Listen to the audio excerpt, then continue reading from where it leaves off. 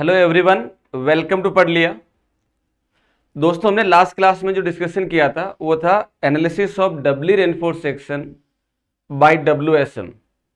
Working stress method से हम लोग डबली रेनफोर्स सेक्शन को किस तरीके से एनालिसिस करते हैं वो हम लोग लास्ट क्लास में देख चुके हैं।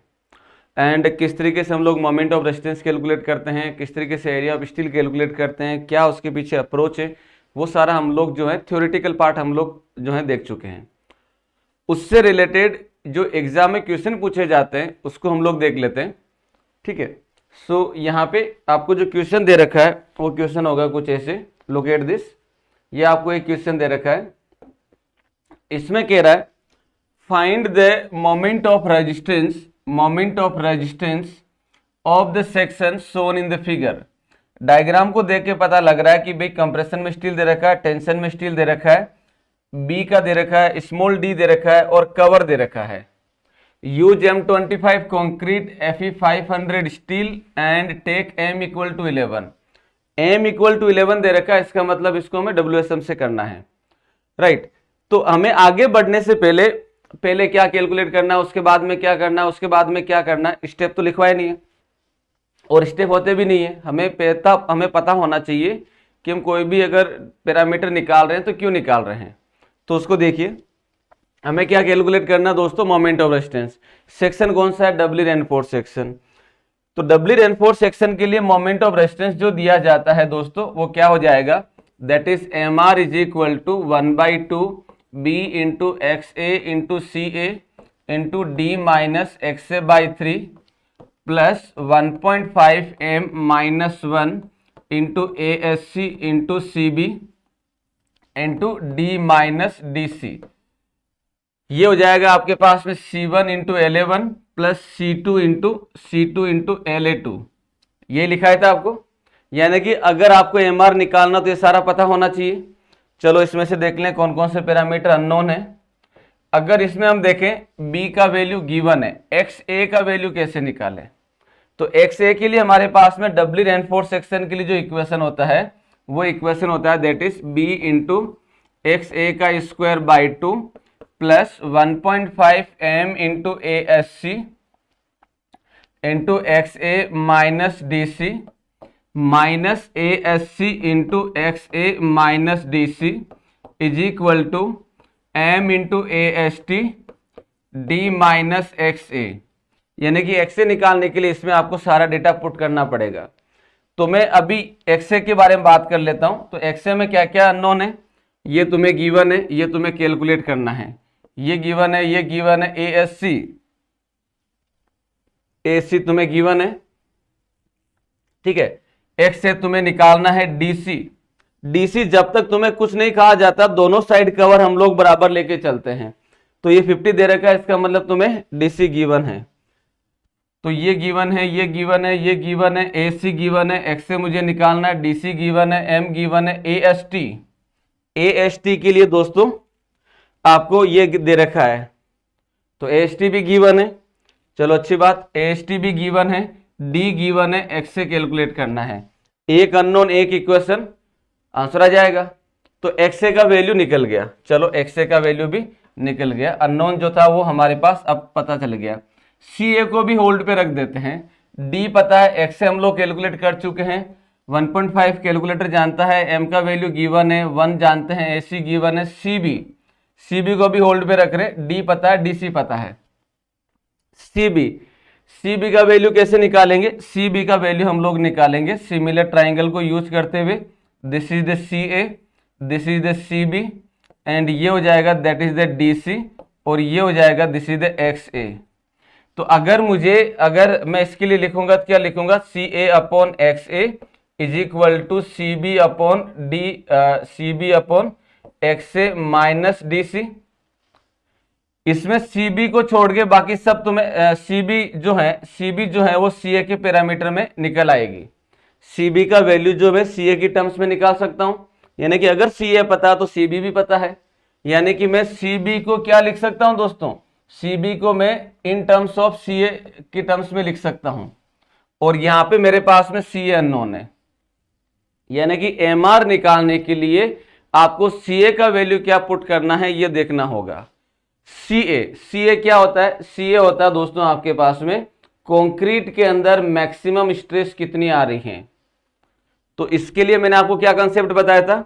इसके लिए मैंने बताया था कि अगर अगर तुम्हारे पास सेक्शन ओवर एनफोर्स होता है, अगर सेक्शन ओवर एनफोर्स रहता है तो ओवर एनफोर्स में कंक्रीट पहले फेल होती है, यानी कि ओवर एनफोर्स के लिए मैं सी ए का वैल्यू सिग्मा सीबीसी के बराबर पुट कर सकता हूं। सिंपल। तो जब मुझे सी ए का वैल्यू सिग्मा सीबीसी मिल गया तो यहां पे जो भी सिग्मा सीबीसी मिल गया, यहां पे सिग्मा सीबीसी पुट करूंगा, सीबी आ जाएगा।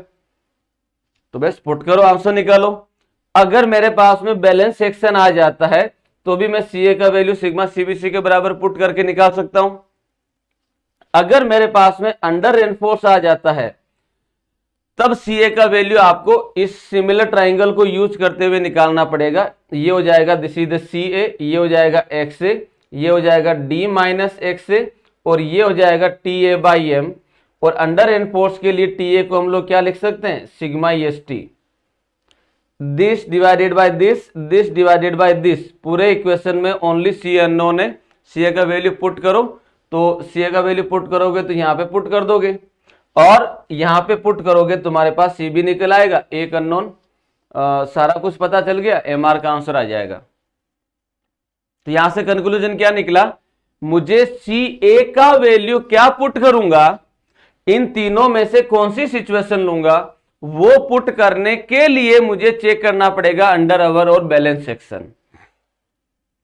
फिर रिपीट कर रहा हूं, मैं सी ए का वैल्यू क्या पुट करूंगा, इसका वैल्यू पुट करने के लिए मुझे चेक करना पड़ेगा सेक्शन अंडर है, ओवर है या फिर बैलेंस सेक्शन है। तो कैसे चेक होगा? एक्स ए को मैं एक्सिस से कंपेयर कर दूं, एक्स ए को मैं एक्सिस से कंपेयर कर दूं। अगर एक्स से लेस देन आ जाता है एक्सिस से, अंडर एनफोर्स, बराबर आ जाता है बैलेंस सेक्शन, ज्यादा आ जाता है ओवर एनफोर्स सेक्शन। तो सबसे पहले आपको क्या करना है? सबसे पहले आपको एक्स ए निकालना है, फिर क्या करना है? एक्स निकालना है, फिर क्या करना है? कंपेयर करना है, कंपेयर करके चेक करना है कौन सा सेक्शन है, और उसके करस्पॉन्डिंग आपको जो है सी ए और सी बी निकालना है, यहां पुट कर देना, आंसर आ जाएगा। ये क्वेश्चन खत्म। और ये ईएसी मेंस के 12 मार्क्स का प्रॉब्लम है ये।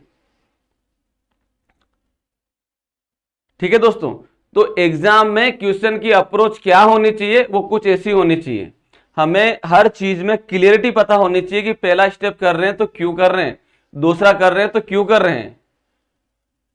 अगर ये चीजें हमारे माइंड में क्लियर हो जाती हैं तब क्वेश्चन के अंदर चाहे कितना भी लेंदी क्यों ना हो, हमें बिल्कुल छोटा सा लगेगा कि यार ये करना है, ये करना है, फिर ये वैल्यू पुट करनी है, बात खत्म।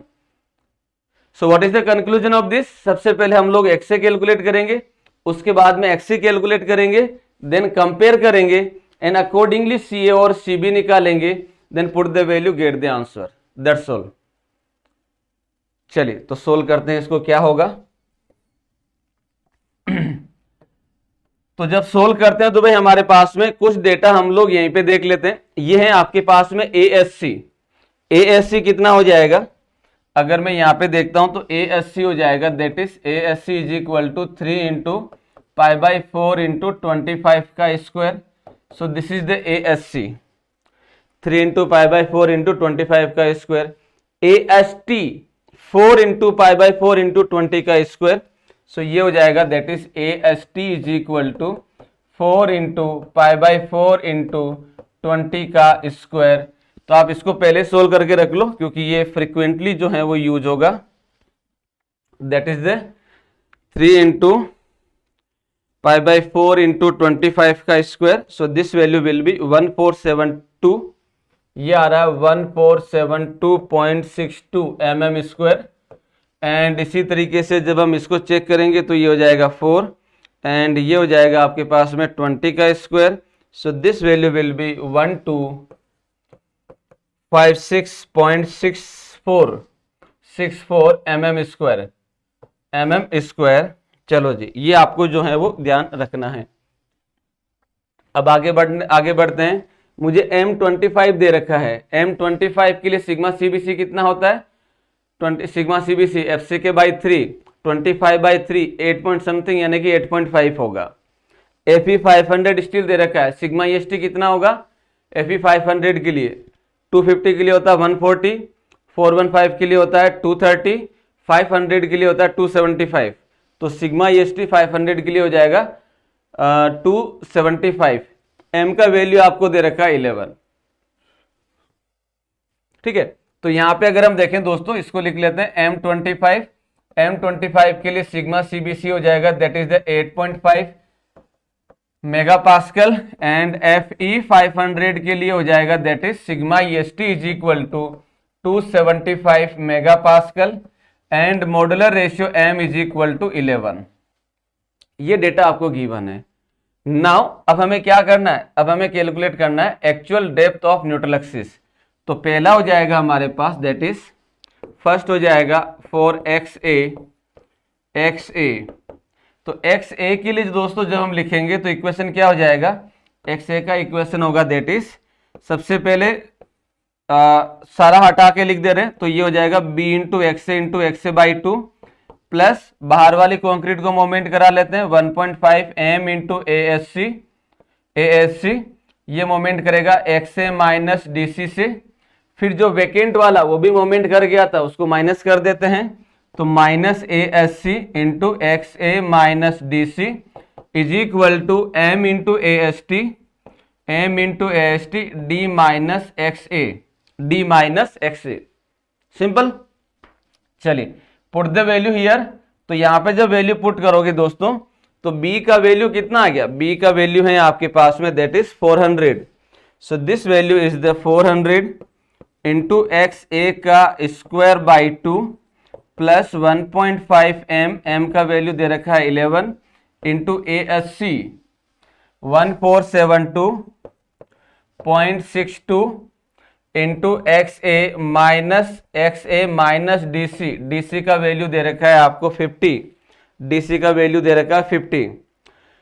Now ASC minus 1472.62 into XA minus DC का वैल्यू हो गया 50, एंड इज इक्वल टू जब आप इसको सोल्व करेंगे तो ये हो जाएगा M 11 into AST। What is the AST का वैल्यू है 1256.64 इंटू XA इंटू D।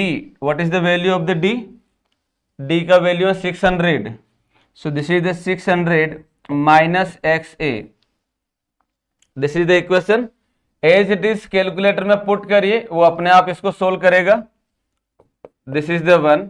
तो जब आप इसको पुट करेंगे इक्वेशन को तो आपके पास जो आंसर आएगा वो आ जाएगा दैट इज ये वैल्यू आ जाएगा दैट इज 400 इंटू XA का square by 2 plus 1.5 into 11 into 1472.62 into XA minus 50 minus 1472.62 into XA minus 50 is equal to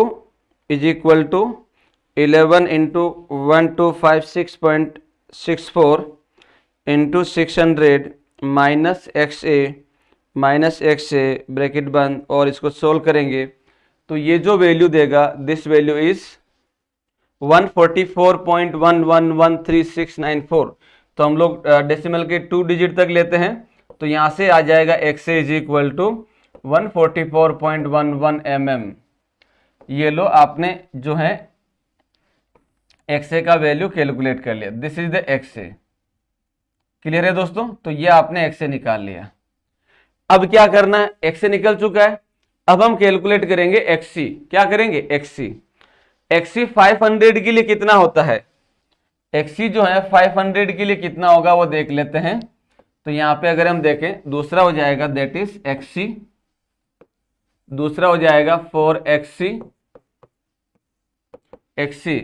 तो ये हो जाएगा दोस्तों 4FE 500 XC is equal to 0.253 into D।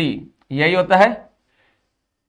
FE 250 के लिए होता है 0.40 इंटू D, एंड 415 के लिए होता है 0.289 इंटू D, 500 के लिए होता है 0.253 इंटू D। तो यहाँ पे वैल्यू पुट कर लेते हैं तो XC निकल के आ जाएगा that is 0.253 into D D is the 600, locate this is the 600। तो जब यहाँ पे सोल्व करेंगे तो ये वैल्यू आ जाएगा 0.253 into 600, so this value will B 151.8 mm, 151.8 mm, this is the one. अब क्या करना है, तीसरा स्टेप क्या बन रहा है अपने पास, एक्स ए निकल गया, एक्स सी निकल गया। अब हमें कंपेयर करना है सेक्शन कौन सा है, तो यहां पे हम लोग देखेंगे तीसरा स्टेप वो हो जाएगा दैट इज फॉर सेक्शन। तो सेक्शन के लिए अगर मैं देखता हूं दोस्तों, तो यहां पे क्या शो हो रहा है, एक्स ए लेस देन है एक्स सी से, एक्स ए लेस देन है एक्स सी से। तो जब एक्स ए लेस देन है एक्स सी से, तो सेक्शन कौन सा होगा, अंडर रेनफोर्स सेक्शन। तो सेक्शन आपके पास में बन गया under reinforce section, under reinforce section.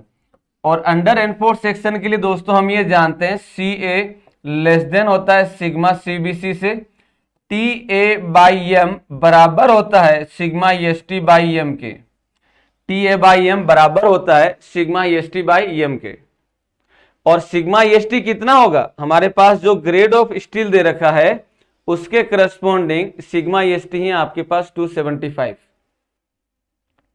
तो मुझे सी ए का वैल्यू चाहिए, तो सी ए के वैल्यू के लिए मुझे क्या करना पड़ेगा, सी ए के वैल्यू के लिए मुझे क्या करना पड़ेगा, सिमिलर ट्राइंगल को यूज करना पड़ेगा। तो मैं यहां पे क्या कर रहा हूं, फॉर सी ए नाउ, ये हो गया अबाउट द सेक्शन। चौथा हो जाएगा for moment of resistance, for moment of resistance M O are.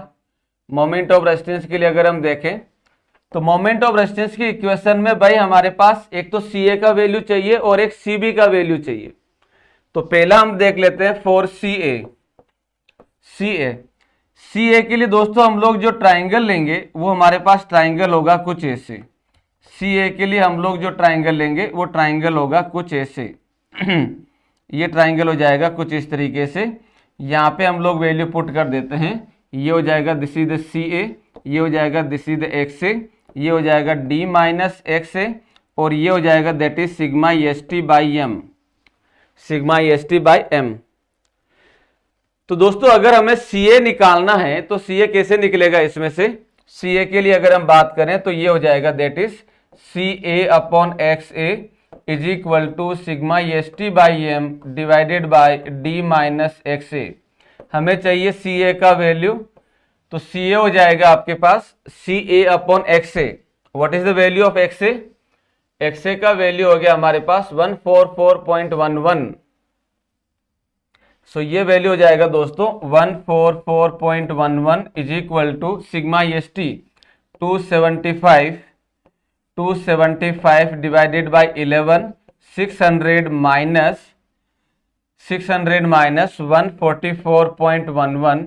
So from here C A का जो वैल्यू आएगा आपके पास वो आ जाएगा 275 बाई 11, ये वैल्यू बन गया into 144.11 divided by 600 minus 144.11। So this value will B 7.90, ये आ जाएगा 7.90 mega pascal, 7.90 mega pascal.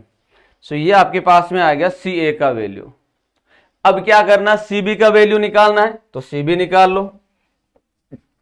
Now अब हमें क्या करना है, सी बी का वैल्यू कैलकुलेट करना है। So this is the C A value, this is the C A value, ये हो गया आपके पास में सी ए। सिमिलरली अब आपको करना है सी बी वैल्यू, दूसरा हो जाएगा for C B. C B के लिए दोस्तों हम लोग जो ट्राइंगल यूज करेंगे वो ट्राइंगल होगा कुछ ऐसे, look at this is the triangle. और इसको अगर हम देखें तो ये हो जाएगा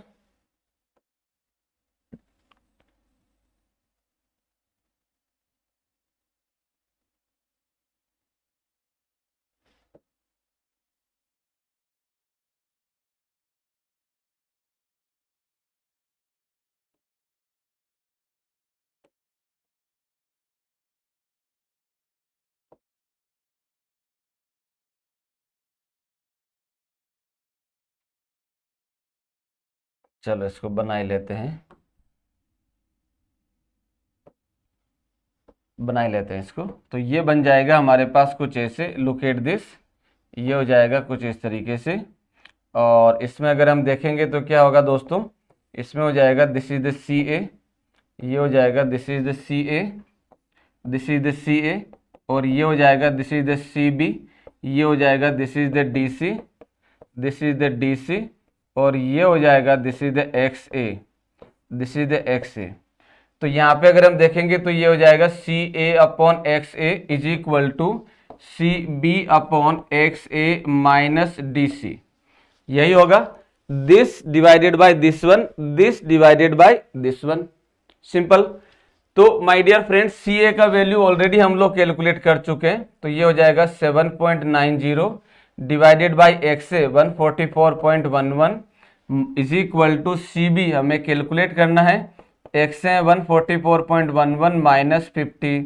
तो माय डियर फ्रेंड, यहाँ से तुम्हारे पास जो सी बी आएगा वो आ जाएगा C B is equal to, ये आ जाएगा आपके पास that is 7.90 into 144.11 minus 50 divided by 144.11, so this value will be 5.16 mega pascal, 5.16 mega pascal. so this is the CB value, this is the CB value, ठीक है दोस्तों। तो ये आपके पास में CB का आंसर आ गया। अब CA पता है, CB पता है, XA पता है, DC पता है, AST AC सब कुछ पता है, पुट द वैल्यू। तो मोमेंट ऑफ रेजिस्टेंस का जो इक्वेशन होगा वो क्या हो जाएगा, मोमेंट ऑफ रेजिस्टेंस का जो इक्वेशन होगा वो हो जाएगा MR is equal to 1/2 B into XA into CA into D minus XA by 3 plus 1.5 M minus 1 into ASC into CB into D minus DC into D minus DC। So my dear friend, ये हो जाएगा 1/2 B, what is the value of the B, B का value अगर हम देखें तो 400, so this is the 400, XA का value है 144.11, CA का वैल्यू कितना था, CA का वैल्यू हमारे पास में 7.90, तो ये हो जाएगा 7.90 इंटू D हो जाएगा 600 minus XA 144.11 divided by 3 plus 1.5 plus करके हम लोग इस यहाँ लिख लेते हैं, ये हो जाएगा that is plus 1.5 M minus 1 into ASC, what was the ASC, ASC के लिए हमें ऊपर देखना पड़ेगा कितना था ASC। तो यहाँ पे अगर हम देखें तो ASC का वैल्यू कितना है, ASC का वैल्यू है 1472.62। तो दोस्तों ASC का जो वैल्यू आ जाएगा वो आ जाएगा 1472.62।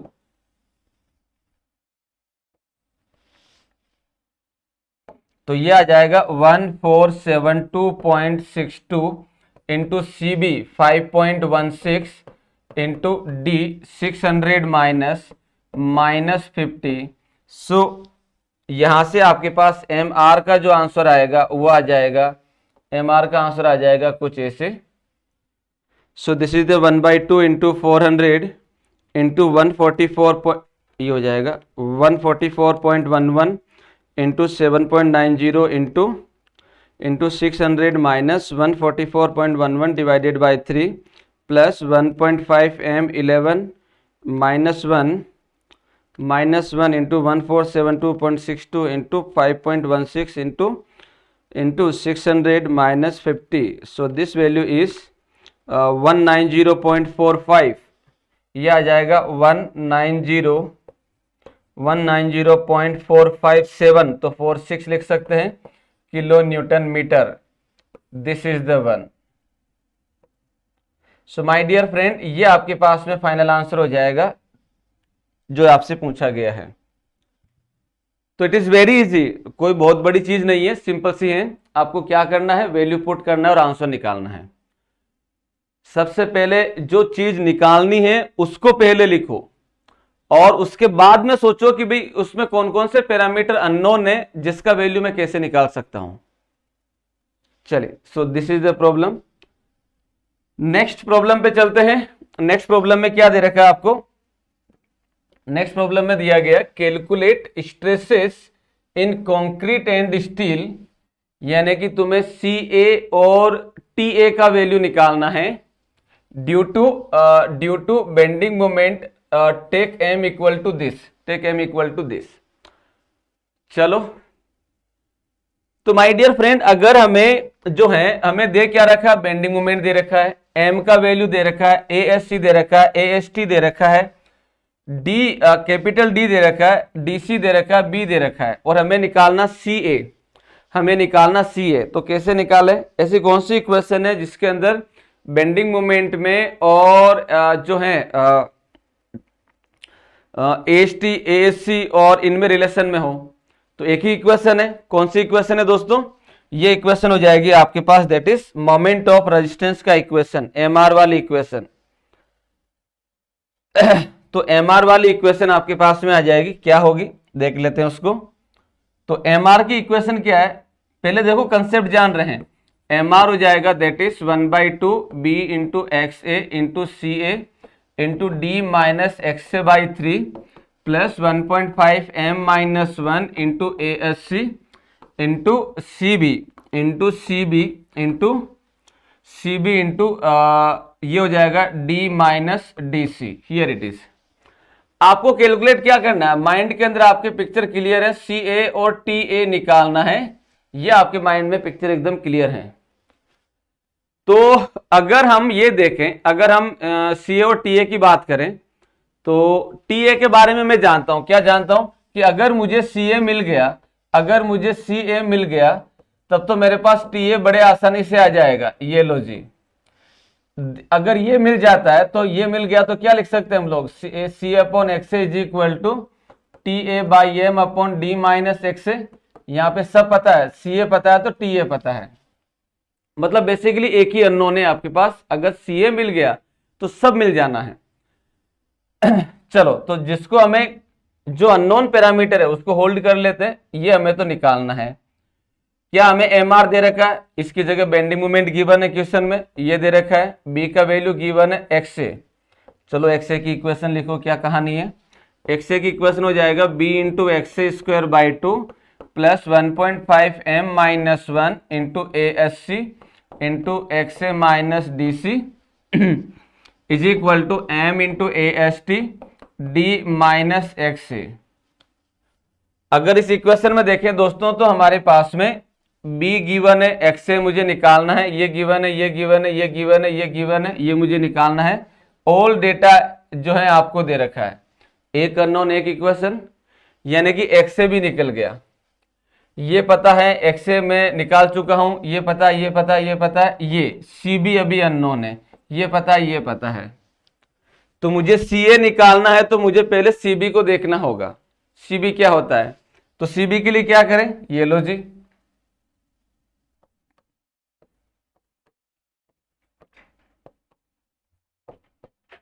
तो यहां से मैं दोस्तों CB को CA की फॉर्म में लिख सकता हूं। लिखा जा सकता, नहीं लिखा जा सकता? CA को मैं CB को, सॉरी इसका उल्टा बोल दिया, CB को मैं CA की फॉर्म में लिख सकता हूं। तो मैं CB को CA की फॉर्म में लिखूंगा तो क्या लिखूंगा? CA divided by XA CB upon this. तो मुझे सारा डेटा पता है, XA पता है, DC पता है, और मुझे CB को किसकी फॉर्म में लिखना? CA की फॉर्म में लिखना है। तो ये CA अननोन, यहां पे भी CA अननोन, एक अननोन एक equation, put the value get the answer. जब CA मिल गया तो CB मिल जाएगा, और जब CA मिल गया तो TA मिल जाएगा। ये लो जी, ये ESC मेंस के 10 मार्क्स और SSC JEE मेंस के 30 या 40 मार्क्स की प्रॉब्लम थी ये। Think what exactly you want, final result लिखो पहले, उसमें जो जो पैरामीटर हैं वो कैसे कैलकुलेट होंगे, इसके लिए क्वेश्चन को दोबारा पढ़ो और वो चीज ढूंढो जो तुम्हें अननोन, जो जो पैरामीटर बचे हैं जिसका वैल्यू तुम्हें निकालना है वो निकालते जाओ, पुट करो, आंसर निकालो, बात खत्म। ठीक है, तो सबसे पहले हम क्या करेंगे? सबसे पहले हम लोग XA का वैल्यू निकालेंगे, उसके बाद में क्या करेंगे? CB को CA की फॉर्म में करेंगे, पुट करेंगे, फिर इन दोनों को उठा के इसमें पुट कर देंगे, CA आ जाएगा। CA आने के बाद में इस ट्राइंगल को यूज करते हुए जो है वो TA का वैल्यू निकाल लेंगे। दैट्स ऑल, क्वेश्चन खत्म। तो सबसे पहले कैलकुलेट करेंगे हम लोग एक्स ए, सबसे पहले हम लोग कैलकुलेट करेंगे that is the X A. तो पहला हो जाएगा इसके अंदर 4xa, एक्स ए। तो एक्स ए का इक्वेशन क्या होता है? एक्स ए का इक्वेशन हो जाएगा that is B into X A square by 2 plus 1.5 M into A S C into X A minus D C, X A minus D C minus A S C into X A minus D C is equal to M into A S T D minus X A, D minus X A. तो हमें यहाँ पे क्या क्या चाहिए? A S T चाहिए, M चाहिए और ए एस सी चाहिए। तो यहाँ पे कैलकुलेट कर लेते हैं, मैं यहीं पे कैलकुलेट कर लेता हूँ दोस्तों। तो यहाँ पे क्या हो जाएगा? अगर मैं ए एस सी की बात करूं तो ए सी हो जाएगा 5 इंटू पाई बाई 4 इंटू 32 का square. So from here A S C का वैल्यू आ जाएगा और यहाँ से ए एस टी आ जाएगा that is 5 into pi by 4 into 28 का square. So this value is तो ये हो जाएगा आपके पास that is 5 into pi by 4 into 32 का स्क्वायर, 32 का square. So this value will be 4021.24 mm square. This is the A S C and A S T कितना होगा? ये हो जाएगा आपके पास में दैट इज 28 का square. So this value is 3078। तो ये हो जाएगा 3078.76 mm स्क्वायर। आप चाहो तो इसको नेक्स्ट पेज में भी कैलकुलेट कर सकते हो, इट्स ओके। चलिए, तो इन्हीं डेटा को हमें यूज करना है। पुट करो डेटा इसके अंदर। What is the value of the B? B दे रखा 600। सो ये हो जाएगा दोस्तों that is the 600 into X A square by 2 plus 1.5 M 13.33 into A S C 4021.24 402.1.24 to 1.24 into X A मुझे कैलकुलेट करना है माइनस डीसी। डीसी का वैल्यू कितना दे रखा है? डीसी का वैल्यू गिवन है 50। This is the 50 minus A S C हो जाएगा this is 4021.24 into X A minus 50 is equal to M 13.33 into A S T कितना है? 3078.76। तो ये हो जाएगा 3078.76 into 650 minus X A into 650 minus X A.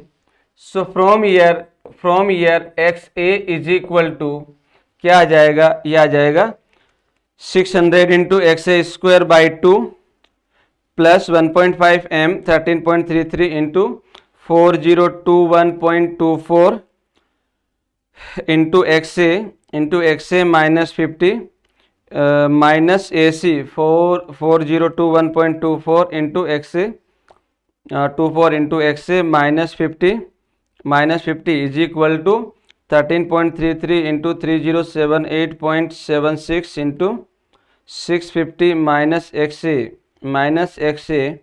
तो जब आप इसको सोल्व करेंगे you will get the answer. X A का वैल्यू जो आ रहा है वो आ जाएगा 178.39। ये आ जाएगा दोस्तों आपके पास में आंसर 178.39 mm।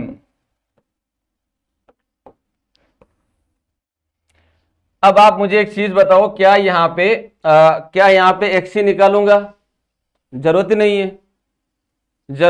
क्यों नहीं है? क्योंकि सीए और सीए के लिए ही तो मैं चेक करता हूं अंडर अवर और बैलेंस। यहाँ पे तो मुझे सीए ही पूछा है तो मुझे नहीं करना है।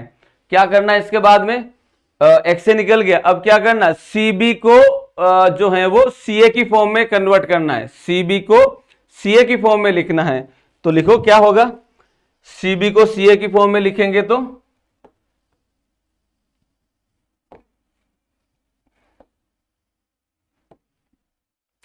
दूसरा हो जाएगा फॉर सीबी। सीबी के लिए हम क्या जानते हैं दोस्तों?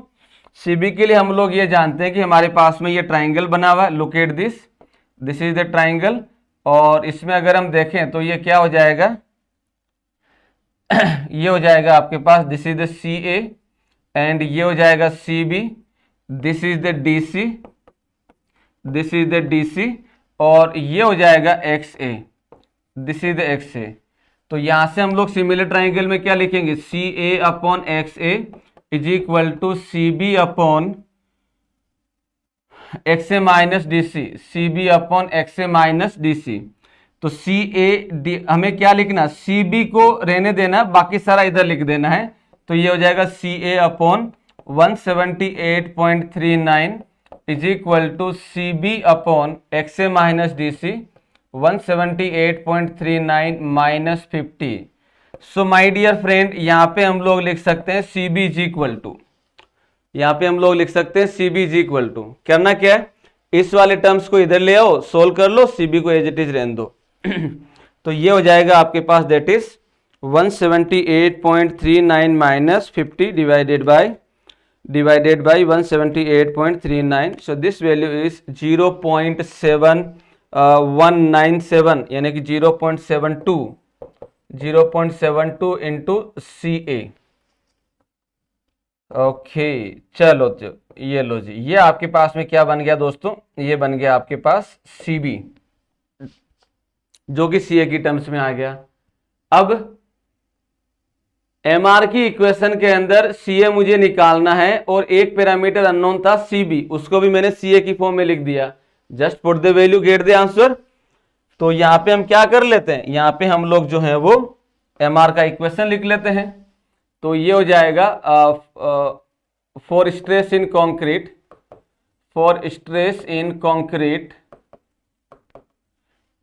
ये हो जाएगा that is MR is equal to 1/2 B into XA into CA into D minus XA by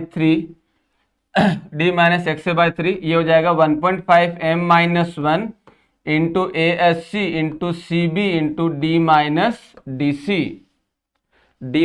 DC। मैं ये जानता हूं दोस्तों कि यहां पे CB को मैं लिख देता हूं 0.72 इंटू CA, 0.72 इंटू CA जो जस्ट अभी हमने कैलकुलेट किया है। एंड बेंडिंग मोमेंट MR की जगह लिख देता हूं 340 किलो न्यूटन मीटर, यानी कि यहां पे मैं पुट कर दूंगा, कहां पे, यहां पे पुट कर दूंगा this is the bending moment जो मुझे दे रखा है, एंड ये मुझे निकालना है, rest you know that everything पता है हमें, तो जस्ट पुट कर दो। तो यहां पे अगर हम देखेंगे तो ये हो जाएगा this is 340 into 10⁶ is equal to 1/2 into B 600 into XA। What is the value of XA, XA का वैल्यू है 178.39, 178.39 into CA into D। What is the value of the D, ये टोटल 700 माइनस 50 तो 650 बच जाएगा। So this is the 650 minus XA 178.39 divided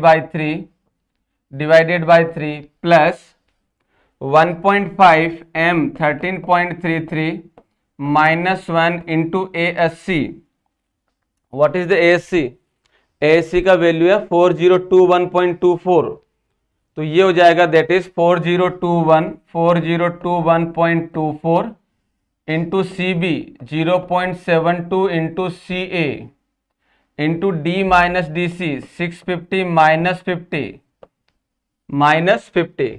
तो my dear friend, सब कुछ तुम्हें पता है इसके अंदर, एक अननोन एक इक्वेशन, तो CA का जो वैल्यू आएगा वो वैल्यू आ जाएगा आपके पास that is this is the 340। एक बार मोमेंट चेक कर लो, सही तो है ना, सही है, 340 ही है।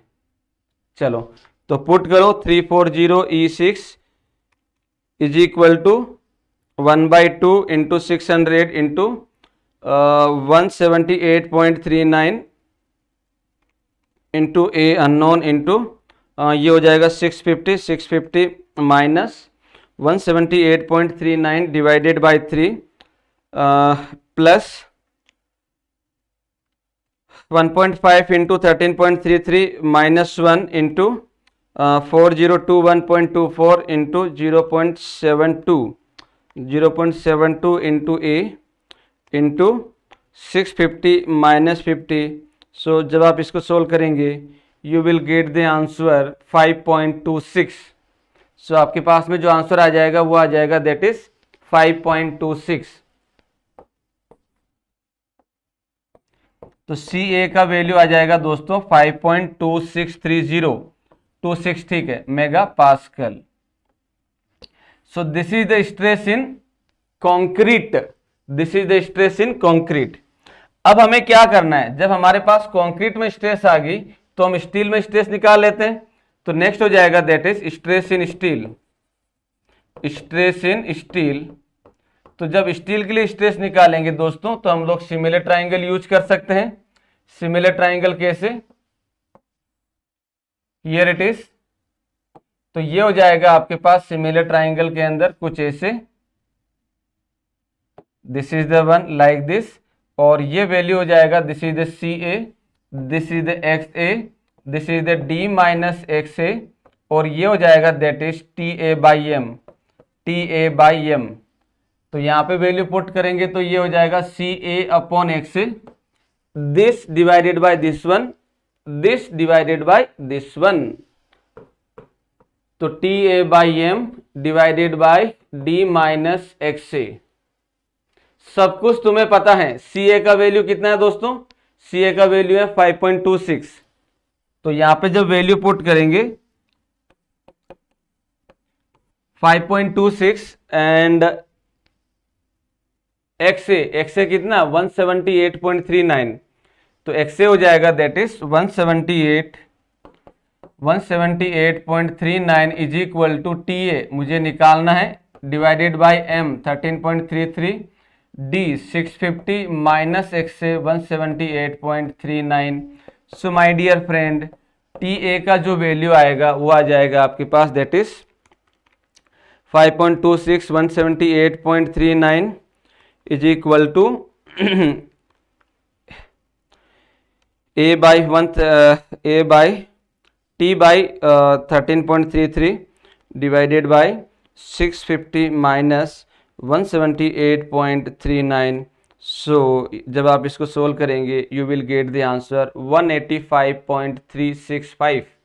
तो ये हो जाएगा आपके पास 185.37 मेगा पास्कल। और ये रिजल्ट आप लोगों से जो है वो पूछा गया है। ठीक है दोस्तों, तो ये प्रॉब्लम सोल्व करना, देखिए कैलकुलेशन यहां पे सोल्व करके बताऊं ऐसा एक्सपेक्टेड नहीं है। ठीक है, आप इंजीनियरिंग स्टूडेंट हैं, आप लोग जानते हैं, इससे सीधा ये आंसर डायरेक्टली मैं लिख सकता हूं, बट जब आपके सामने सोल्व कर रहा हूं इसका मतलब ये है कि आपको भी उसी टाइम सोल्व ही करना है।